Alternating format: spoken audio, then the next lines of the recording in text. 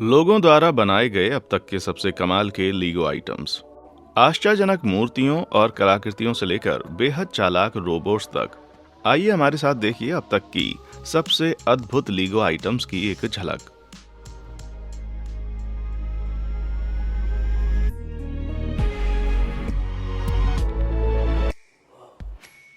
LIGO mobile एक ऐसा काम जिसके बारे में 9 साल के ज्यादातर बच्चे कल्पना करते होंगे, पर लीगोलैंड मॉडल शॉप की टीम तो सचमुच लीगो बनाकर ही अपना पेट पालती है।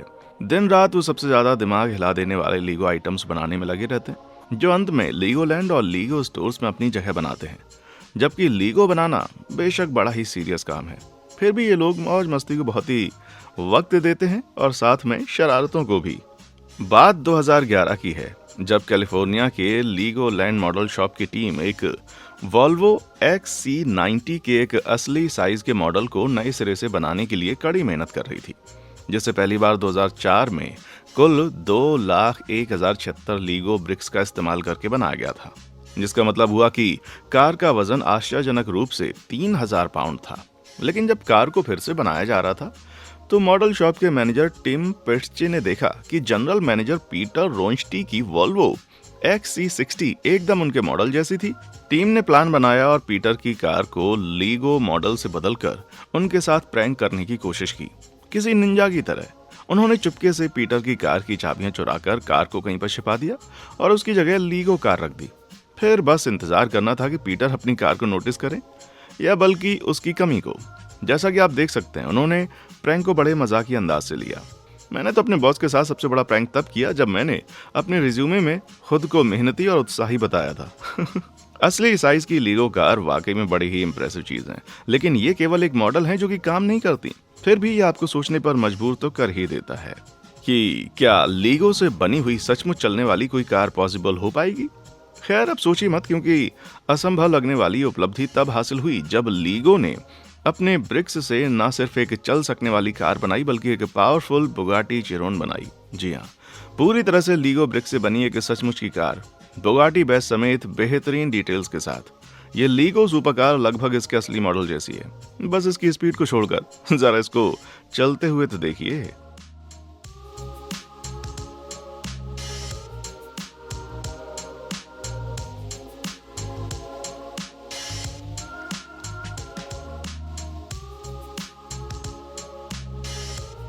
ठीक है, ये असली कार 261 मील प्रति घंटे की टॉप स्पीड लायक तो नहीं है, लेकिन फिर भी किसी लीगो कार के लिए 19 मील प्रति घंटा काफी अच्छा है।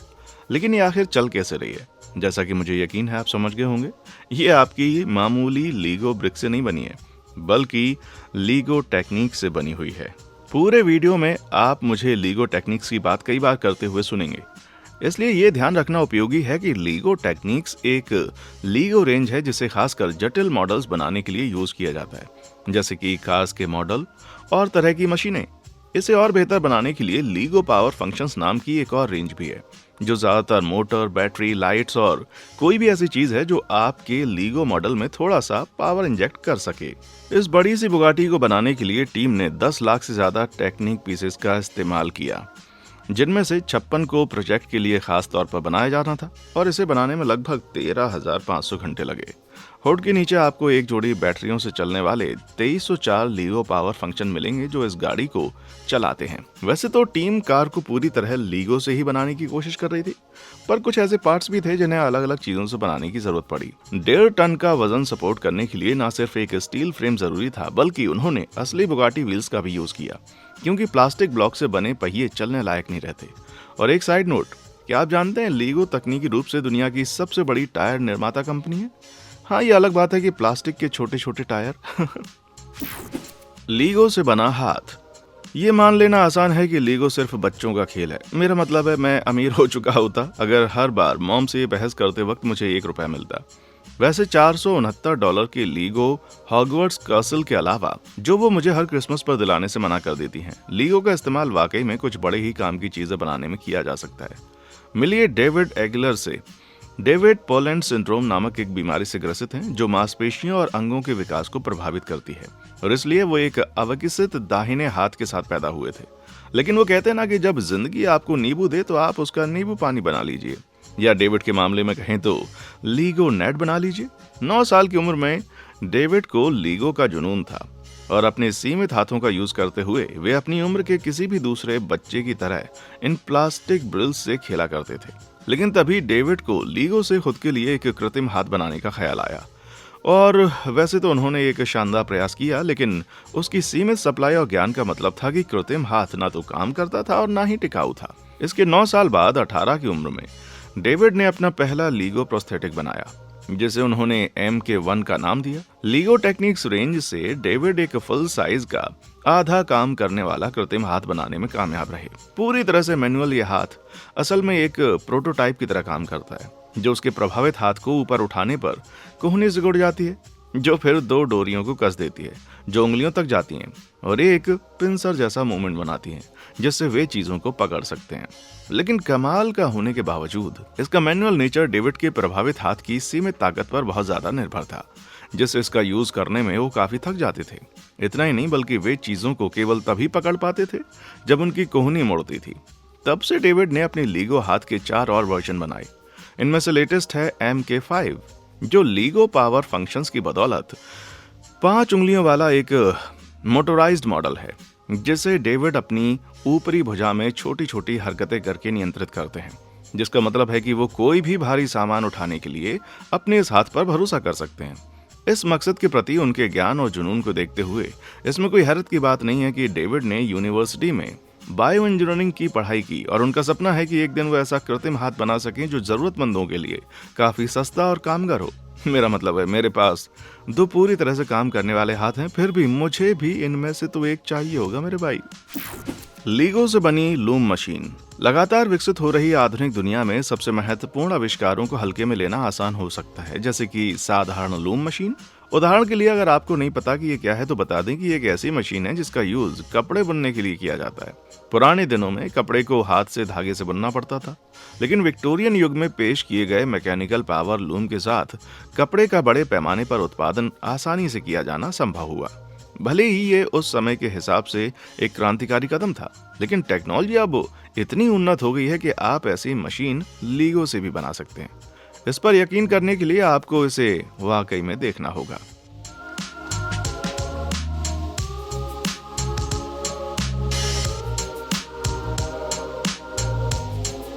असल में ऐसा कुछ भी नहीं है जो लीगो नहीं कर सकता। लीगो टेक्निक्स और पावर फंक्शंस की मदद से मैकेनिकल इंजीनियर और लीगो के शौकीन निकोलस लेस्पोर ने काम करने वाला ये पावर लूम बनाया है। जटिल कॉग और इंटरलॉकिंग लेयर्स के माध्यम से निकोलस का लूम धीरे धीरे निश्चित रूप से धागों को एक कपड़े के टुकड़े में बुन डालता है, जो साबित करता है कि लीगो टेक्निक्स और पावर फंक्शन इंजीनियरिंग में बहुत ही काम आ सकते हैं। उनके इस इनोवेशन के साथ ही लीगो मास्टर और यूट्यूबर डेमियर को भी लीगो लूम मशीन बनाने के लिए प्रेरित किया। और आप देख सकते हैं ये उतना ही प्रभावशाली है। लेकिन आप हमारे दोस्त निकोलस के चैनल पर जरूर जाएं, जो है निको 71's LIGO technique creations.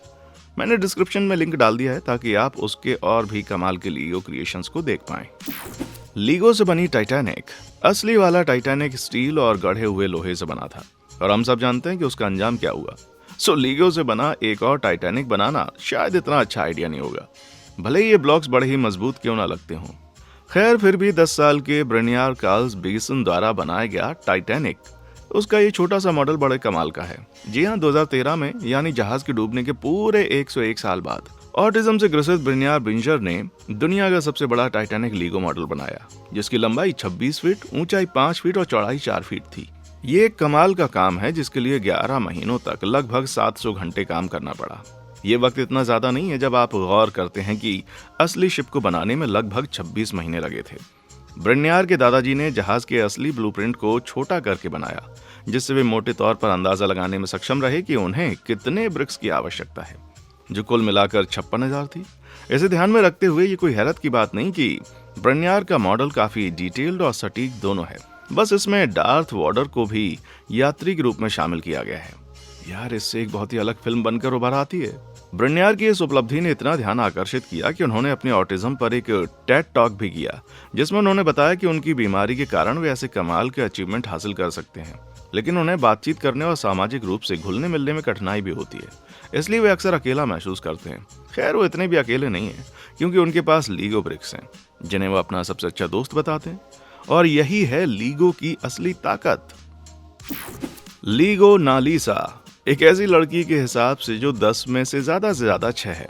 Mona Lisa हैरत अंगेज रूप से सुंदरता का प्रतीक बन गई है और 1503 से ही अपनी उपस्थिति दर्ज कराने के बावजूद वे आज भी दूर दूर तक कलाकृतियों के लिए प्रेरणा बनी हुई हैं, जिसमें लीगो से बनी कलाकृतियां भी शामिल हैं। तो मिलिए लीगो नालिसा से। स्वघोषित स्वतंत्र ब्रिक क्रिएटर एरिक हर्शबाजर द्वारा बनाए गए इस मशहूर पेंटिंग की 6 बाई 8 फुट की मोज़ेक कॉपी। डाविंची के इस कमाल के डुप्लीकेट के लिए कुल 30,000 ब्रिक्स की जरूरत पड़ी थी। उनकी कॉपी न केवल बिल्कुल असली पेंटिंग है, बल्कि इसमें केवल 6 मूल लीगो कलर्स का यूज किया गया है, जो है काला, नीला, हरा, लाल, सफेद और पीला। जैसा कि आप देख सकते हैं, पूरे पीस में लाल ब्रिक्स को फैलाने की उनकी चालाक टेक्निक ज्यादा रंगों का भ्रम पैदा करती है और गहराई का आभास भी देती है। इसके लिए एरिक ने स्टड आउट अप्रोच का सहारा लिया। जो लोग लीगो मोजाइक के तकनीकी शब्द जाल से परिचित नहीं है, उनके लिए इसका मतलब है कि लीगो ब्रिक्स को उनके उभार ऊपर की तरफ करके रखा गया था। यह स्टड अप टेक्निक के उल्टा है, जहां ब्रिक्स को पारंपरिक तरीके से जोड़ा जाता है, जबकि मोनालिसा का बेशकीमती ओरिजिनल केवल एक ही हो सकता है। पर एरिक ने असल में इसकी 2 कॉपीज बनाई हैं, पहला किसी ग्राहक के लिए और दूसरा एक ट्रेड शो प्रदर्शनी के लिए। लेकिन एक से ज्यादा जरूरी बात, किसी को मोना को बताना चाहिए कि उनकी भौहें ज्यादा सुंदर नहीं लगती भाई। लीगो का ग्रैंड पियानो 88 कीज में फैले 7 सप्तक वाला एक कॉर्डल इंस्ट्रूमेंट होने के कारण पियानो को अक्सर वेस्टर्न म्यूजिक, पश्चिमी संगीत में सबसे प्रमुख इंस्ट्रूमेंट माना जाता है। और पॉलिश्ड एबोनी के ग्रैंड पियानो से खूबसूरत भला क्या चीज हो सकती है। पर दिक्कत यह है कि एक पियानो खरीदने में आपको आसानी से 10,000 या कभी कभी तो सैकड़ों हजार डॉलर खर्च करने पड़ सकते हैं। पर खुशकिस्मती से लीगो के पास इसका समाधान हो सकता है। संदर्भ के लिए बता दें कि लीगो वाले लीगो आइडियाज नाम की एक स्कीम चलाते हैं, एक ऑनलाइन प्लेटफॉर्म जहां फैंस नए लीगो सेट के लिए अपने ओरिजिनल आइडिया सबमिट करते हैं। अगर उनकी पोस्ट को कम से कम 10,000 लाइक मिलते हैं, तो संभावना है कि लीगो उनके डिजाइन को एक आधिकारिक सेट के रूप में बनाने पर विचार करेगा। इसी तरह 2019 में पियानो टीचर और लीगो फैन डॉनी चेन के लीगो से एक छोटा सा काम करने वाला ग्रैंड पियानो बनाने का आइडिया पेश करते हैं। आइडिया के साथ डॉनी ने पहले मॉडल को डिजाइन किया और फिर सभी पीसेस ऑनलाइन खरीदे ताकि वो इसको बना सकें। और इसमें किसी असली ग्रैंड पियानो की सभी खूबियां भी थीं, खुलने वाले ढक्कन से लेकर अंदरूनी तार और चलने वाले फुट पैडल तक, यहाँ तक कि असली हैमर एक्शन के साथ चलने वाले बटन भी, जो यांत्रिक रूप से असली पियानो की तरह ही काम करते हैं। इतना ही नहीं, बल्कि लीगो पावर फंक्शंस की मदद से डॉनी पियानो के बटन्स को खुद से बजाने में भी सक्षम रहे। आप खुद देख लीजिए।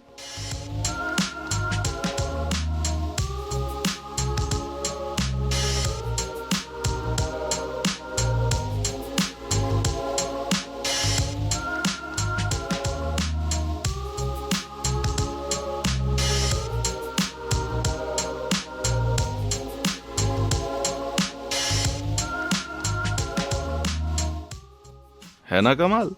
इतनी डिटेल्स और सटीकता के साथ ये कोई हैरत की बात नहीं है कि लीगो ने डोनी के डिजाइन को एक्सेप्ट कर लिया और आज आप भी इसे $400 में खरीद सकते हैं। प्लास्टिक से बने होने के बावजूद ये दाम किसी ग्रैंड पियानो के लिए काफी महंगा है। मॉडल पर अपनी खुद की छाप छोड़ते हुए लीगो वाले ने डोनी के आइडिया को और बेहतर बनाया, जिसके चलते पियानो को स्मार्टफोन से कनेक्ट करने पर पियानो का म्यूजिक बजता था। आप खुद इसको सुन सकते हैं।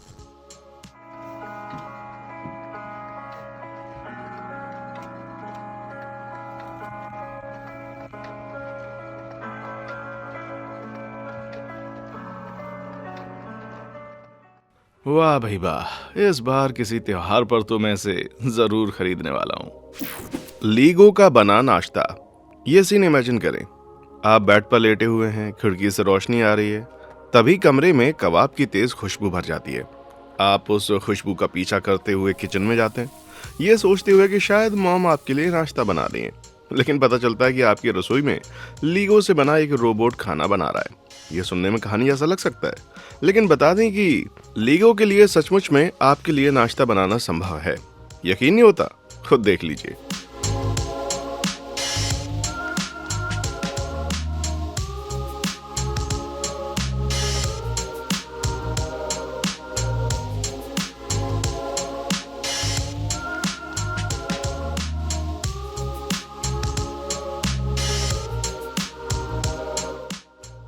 हम वाकई फ्यूचर में जी रहे हैं। खाना बनाने वाला ये रोबोट लूरी पेटोखोव ने बनाया था, जो अपने पिता से प्रेरित हुए थे, जो हर वीकेंड पर उनके लिए नाश्ता बनाते हैं। ये रोबोट लीगो टेक्निक से बना है और लीगो फंक्शंस द्वारा चलाया जाता है। आपको बस चीजें डालनी हैं, बेकन यहाँ पर और यहाँ अंडे, और बाकी सारी मेहनत ये खुद करता है। आपको बस आराम से बैठना है। खैर काफी हद तक जैसा कि लूरी ने बताया, एक पूरी तरह से ऑटोमेटिक रोबोट बनाना थोड़ा मुश्किल होता है और थोड़ा खतरनाक भी, क्योंकि इसे खुले स्टेव के पास काम करना होता है। इसलिए रोबोट को रिमोट से कंट्रोल किया जाता है। फिर भी इसमें कोई दो राय नहीं है कि लीगो रोबोट द्वारा नाश्ता बनाया जाना वाकई में एक शानदार बात है। लेकिन अगर आप अंडे और बेकन खाने के मूड में नहीं है तो पैनकेक कैसा रहेगा? जी हाँ, लगता है मेन्यू में ऐसी कई सारी चीजें हैं जो लीगो की मदद से बनाई जा सकती हैं। लीगो गुरु और परफेक्ट डैड मिगिल का ये आइडिया तब आया जब उनकी बेटी लिली ने उनसे एक पैनकेक मशीन बनाने के लिए कहा। बेटी को निराश न करते हुए मिगिल ने 6 महीने की मेहनत के बाद एक लीगो रोबोट तैयार किया, जो न केवल पैनकेक बनाता था बल्कि उन्हें मजेदार शेप भी देता था। जरा इस पर एक नजर तो डालिए, बढ़िया है ना?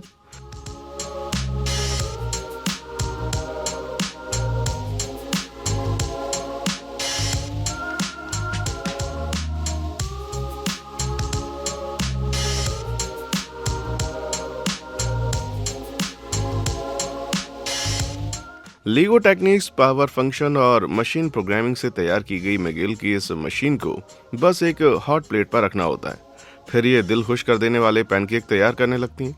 ये कहना उचित होगा कि मिगिल निश्चित रूप से दुनिया के बेस्ट डैड्स में से एक हैं। काश कि मेरा डैड भी ऐसा कुछ कर पाते। खैर आगे बढ़ते हैं। लीगो का छत्ता। वे बाहर से सिंपल लग सकते हैं, लेकिन किसी मधुमक्खी के छत्ते का अंदरूनी कामकाज अविश्वसनीय रूप से जटिल होता है। मधुमक्खियों को पारंपरिक रूप से लेगस्ट्रॉथ छत्ते में रखा जाता है, जिसमें कई अलग अलग परतें होती हैं जिन्हें एक दूसरे से अलग रखा जाना चाहिए ताकि मक्खियां अच्छे से पनप कर खूब सारा शहद बना सकें। आमतौर पर इन छत्तों को बनाने के लिए लकड़ी का यूज किया जाता है, लेकिन पता चला कि लीगो भी उतनी अच्छी तरह काम कर सकता है। Frames are wooden frames I have inside the Lego beehive. And we can see right here on this one, the queen has moved up. Yeah, it's brilliant. The queen has moved up onto there, so what you're looking at there is some brood on the bottom of that, and that has been covered. Ireland के अनुभवी मधुमक्खी पालक रुएरी ओ लियोचैन द्वारा बनाए गए इस LIGO छत्ते में आप पारंपरिक छत्ते के सभी गुण पाएंगे, जिससे उनकी आबादी खूब पनपती है। लेकिन अंदर उन्होंने लकड़ी के आम फ्रेम का ही यूज किया ताकि मधुमक्खियां आसानी से अपना छत्ता बना सकें, जहां सारे रसीले शहद का उत्पादन होता है। वहीं रुएरी लीगो से छत्ता बनाने वाले अकेले शख्स नहीं है।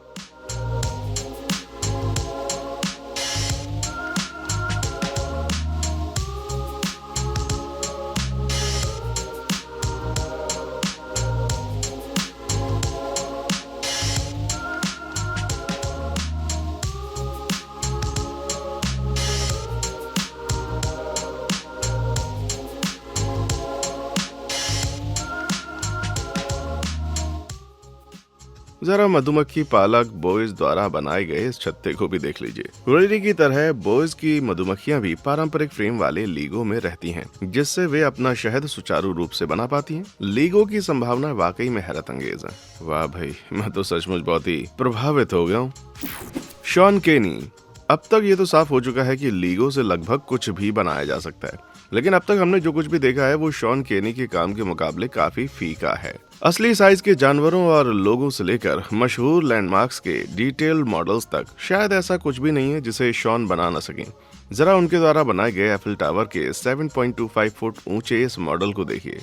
67,470 लीगो ब्रिक्स से बने शॉन के एफिल टावर में असली वाले आईफिल टावर से ज्यादा टुकड़े हैं, जो केवल 18,000 टुकड़ों से बना है। फ्रांस वाले सुनकर काफी चिढ़ जाएंगे भाई। अपने सबसे फेमस कलेक्शंस में से एक है नेचर कनेक्ट्स, जिसमें वे कुदरत से प्रेरित डिजाइनों के जरिए अपनी कला प्रदर्शन करते हैं, जैसे कि ये बड़ी सी मधुमक्खी, काम करता हुआ माली और ये कमाल मोर समेत और भी कई कमाल की मूर्तियां और मोजाइक हैं।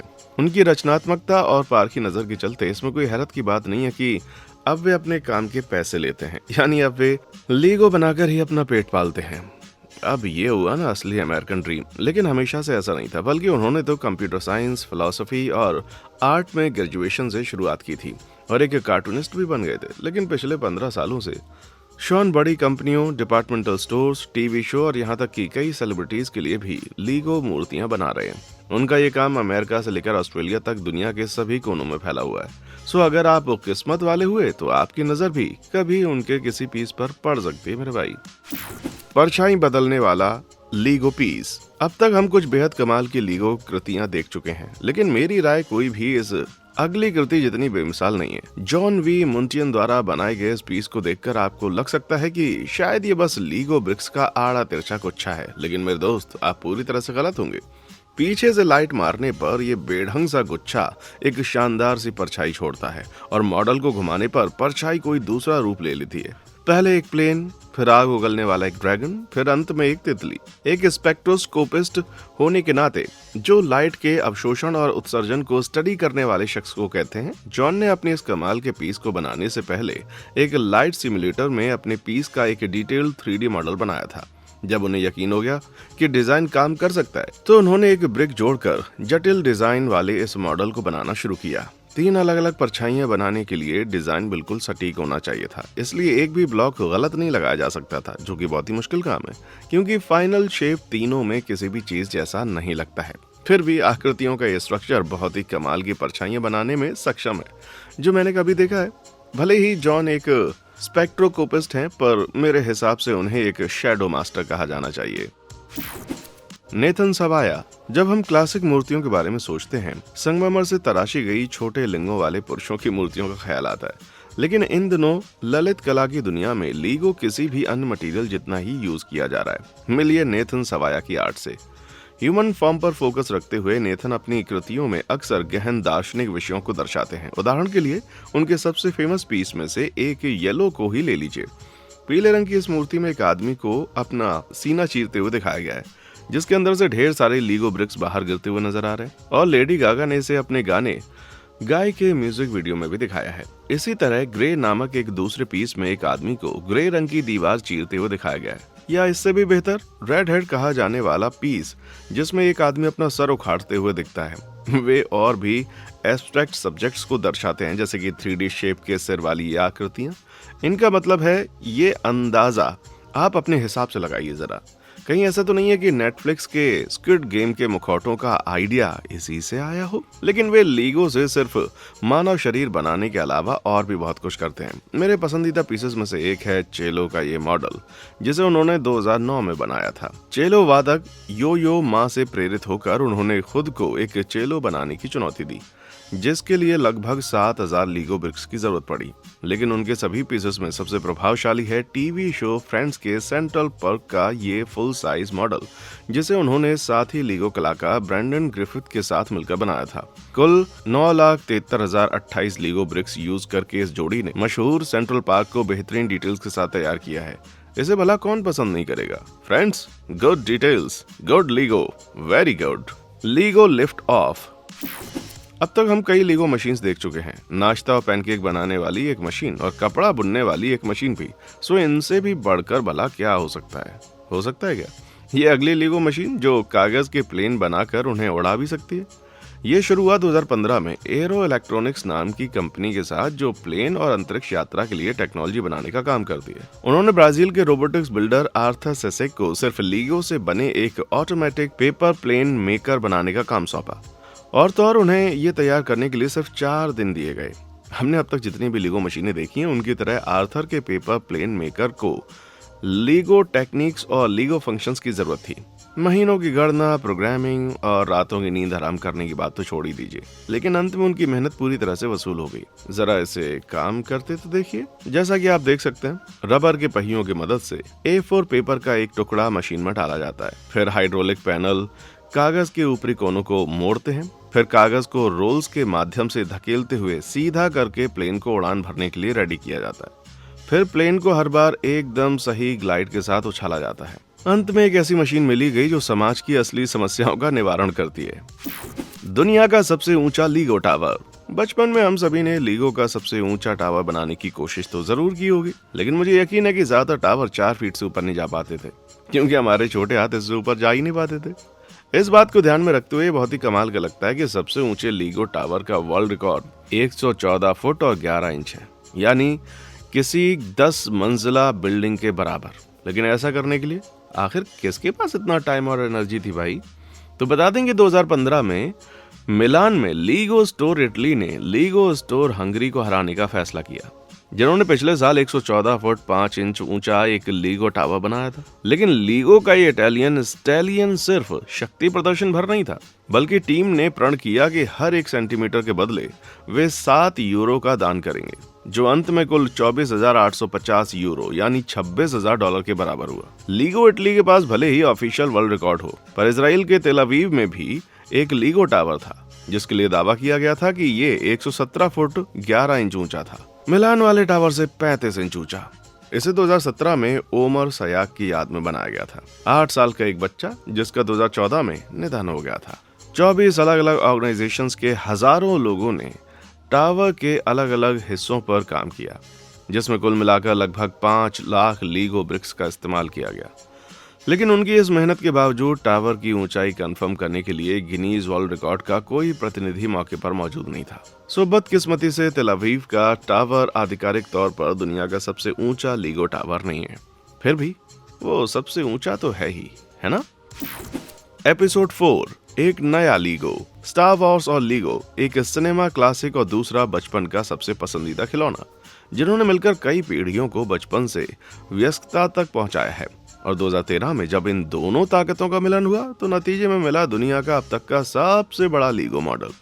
जी हाँ, 45,000 पाउंड वजन और 43 फीट की लंबाई और 11 फीट की ऊंचाई वाली एक्स विंग स्टार फाइटर की ये लीगो नकल फिल्म में इस्तेमाल किए गए असली मॉडल से 2 फुट ज्यादा लंबी है। खैर, इसमें कोई हैरानी की बात नहीं है, क्योंकि इसे बनाने में कुल 5.3 लाख ब्रिक्स लगे थे। लेकिन रिकॉर्ड तोड़ने वाले इस मॉडल को किसी बच्चे ने अपने घर में नहीं बनाया था, बल्कि चेक गणराज्य की 32 लोगों की एक टीम ने 17,000 घंटे मेहनत करके इसे तैयार किया था। मास्टर बिल्डर एरिक वर्जेगी ने बताया कि ये मॉडल लीगो द्वारा बनाए गए छोटे सेट के जैसा ही है, लेकिन साइज में उससे लगभग 42 गुना बड़ा, और इस पैमाने पर इसे सचमुच कैलिफोर्निया के भूकंपीय कोड के अनुसार निर्मित स्टील के बुनियादी ढांचे की जरूरत पड़ी थी। न्यूयॉर्क के टाइम्स स्क्वायर की अपनी पहली यात्रा करने के बाद अंतरिक्ष का ये युद्धपोत जल्द ही लीगोलैंड कैलिफोर्निया के लिए रवाना हो गया, जहां ये आज भी रखा हुआ है। कुल मिलाकर ये है बहुत ही कमाल की चीज, है ना? LIGO arcade. लीगो का मजा आमतौर पर उसे बनाते वक्त ही आता है, क्योंकि पूरा होने के बाद आप उसे किसी हीरे मोती की तरह बचाकर रखने लगते हैं। लेकिन लीगो एक्सपर्ट और टिकटॉकर जूल्स ब्रिक सिटी का नजरिया कुछ अलग है, पर कैसे, समझने के लिए ये क्लिप देखिए।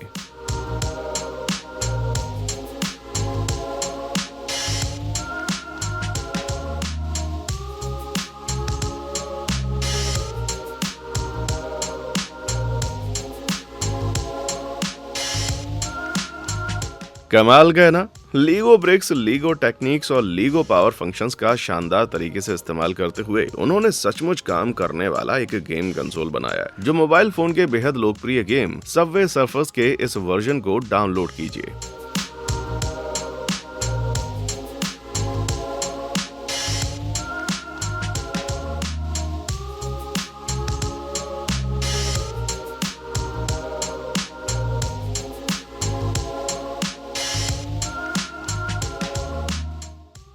वाह, बहुत ही बढ़िया। उनके ढेर सारे लीगो गेम्स में से मेरा फेवरेट है उनका मिनिएचर लीगो बॉलिंग एले, जो बिल्कुल असली गेम की तरह गिरे हुए पिंस को अपने आप ही उठा लेता है। जरा खुद देखिए।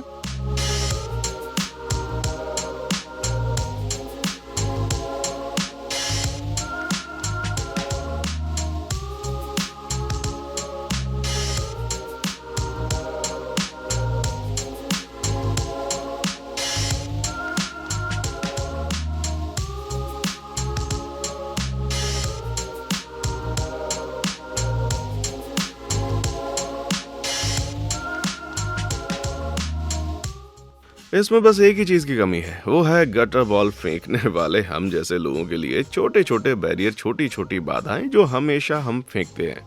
फिर भी मेरी राय में ये कमाल का आइडिया है, जिसे उन्हें लीगो आइडियाज फोरम में सबमिट करना चाहिए। मैं तो इसे जरूर खरीदूंगा। लीगो वॉल, ये आइडिया कितना भी मजेदार क्यों ना हो, है ना?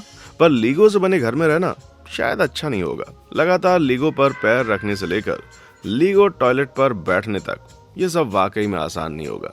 लेकिन अगर आप अपने घर में लीगो का टच देना चाहते हैं तो मैं जानता हूं कि आपको किससे कांटेक्ट करने की जरूरत है। कला, वास्तुकला और लीगो के बीच की रेखा को धुंधला करने वाले डांटे डेंटोनी एक कलाकार हैं जो घर की दीवारों में छिपे हुए हैं कि उनकी इस चतुर शिल्पकला ने लोगों का ध्यान आकर्षित किया है और उनके पीस कला प्रदर्शनियों में भी देखे जा सकते हैं, जैसे कि ये छिपा हुआ क्लासिकल म्यूजिक कॉन्सर्ट। और उनके पीसेस आपको कई सेलिब्रिटीज के घरों में भी देखने को मिल जाएंगे।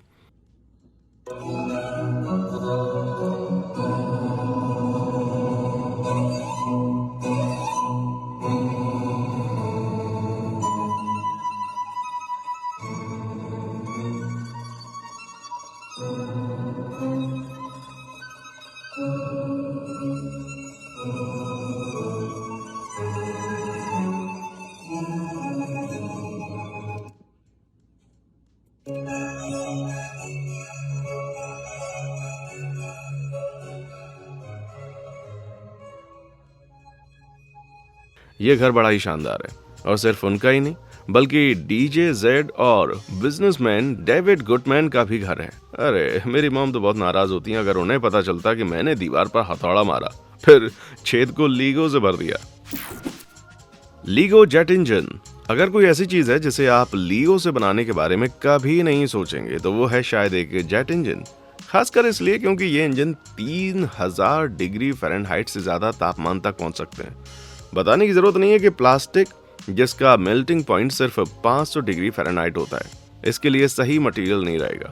लेकिन 2012 में मशहूर ऑटोमोबाइल निर्माता रोल्स रॉयस ने दुनिया का सबसे पहला लीगो से बनाया जेट इंजन पेश किया, जो था रॉयस ट्रेंट 1000 टर्बोफैन मॉडल, जिसे बोइंग 787 ड्रीम लाइनर में यूज किया जाता है। मॉडल को बेहतरीन डिटेल्स के साथ बनाने के लिए 1,52,455 लीगो और टेक्निक ब्रिक्स की जरूरत पड़ी। चूंकि ये एक असली जेट इंजन की एक बेहद डिटेल्ड नकल है, इसलिए इसमें कोई हैरानी की बात नहीं कि रोल्स रॉयस वाले दावा करते हैं कि ये अब तक का सबसे जटिल लीगो मॉडल है। जाहिर है उन्होंने लूरी की नाश्ता बनाने वाली मशीन नहीं देखी है। वैसे तो मॉडल सचमुच काम नहीं करता है, पर रोल्स रॉयस का दावा है कि इसमें असली जेट इंजन के सभी चलने वाले हिस्से हैं। कमाल है ना? इन मॉडल को सबसे पहले फर्नबोरो एयर शो में दिखाया गया था, जहां कंपनी युवा पीढ़ी का ध्यान आकर्षित करके उन्हें साइंस, टेक्नोलॉजी, इंजीनियरिंग और मैथ से जोड़ना चाहती थी।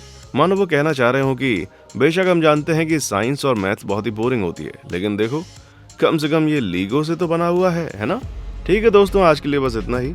कमेंट बॉक्स में मुझे जरूर बताएं कि इनमें से लीगो की कौन सी रचना आपको सबसे ज्यादा पसंद आई और आपने अब तक की लीगो की मदद से कौन सी सबसे बेहतरीन चीज बनाई है। लाइक और सब्सक्राइब करना ना भूलें। जल्द मिलेंगे अगले वीडियो में। देखने के लिए शुक्रिया।